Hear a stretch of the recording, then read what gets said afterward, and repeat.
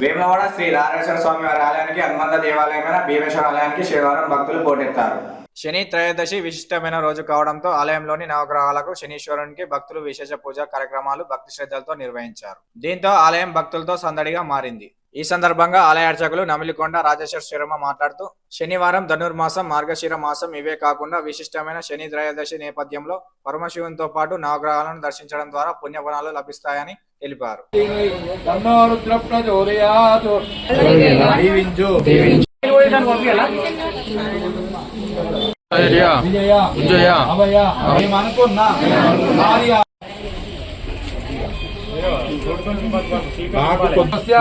శంకర్ నామదేశ్య విజయలక్ష్మీ నామదేశ్య అక్కడ ఎక్కండి వెనుకకు సమీరంతర భావాగ్నం ప్రణతోసింది ధరణి గర్భ సంభూతం నీలాంజన సమాభాసం రవిపుత్రం యమాగ్రజం ఛాయామార్తాండ సంభూతం తన్నమామి శనైశ్వరం.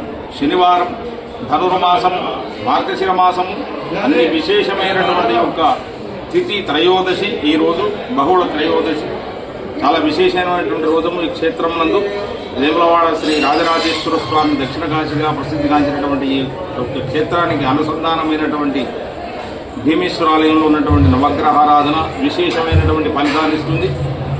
శనివారం త్రయోదశి రావడం వలన ఈశ్వరార్చన కూడా విశేషమైనటువంటి ఫలితాన్ని ఇస్తుంది. ప్రదోషకాలం వరకు ఉపవాసం ఉండి నక్షత్ర దర్శనాన్ని దర్శించి ఉపవాస దీక్షను విరమణ చేసి ఈరోజు శివార్చన ఎవరైతే చేస్తారో వారికి విశేషమైనటువంటి ఫలితాలు కలుగుతాయని చెప్పి శాస్త్రం చెప్తుంది. కనుక ప్రతి భక్తులు కూడా ఈ ఈశ్వరాలయమైనటువంటి శ్రీ రాజరాజేశ్వర స్వామి క్షేత్రము, అది అనుబంధమైనటువంటి వేములవాడ భీమేశ్వర స్వామి ఆలయాన్ని, నవగ్రహాలను, శ్రీ ఆంజనేయ స్వామిని దర్శించి తరించవలసిందిగా కోరుతుంది.